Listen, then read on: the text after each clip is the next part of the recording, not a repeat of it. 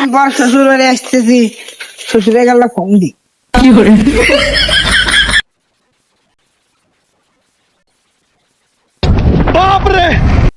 Hello শ্বশুর আব্বা, আমি আসতেছি, ভালো মন্দ খাওয়ার ব্যবস্থা করেন। আজকে অনেকদিন থাকমু, 1 আর 2 মাস থাকমু, গাছটি কুট্টি ব্যাপার নিয়ে যাচ্ছি। এ অনেকদিন পর দুলা ভাই আসছে রে, অনেকদিন পর আসছে রে, দুলা আসছে।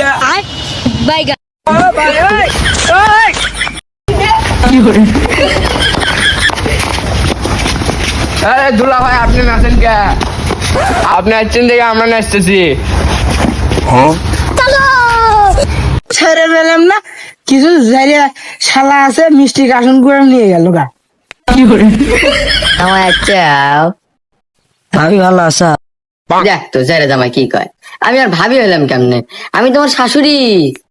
রোজের তাপে আসছি তো সব ভুলে গেছি গা।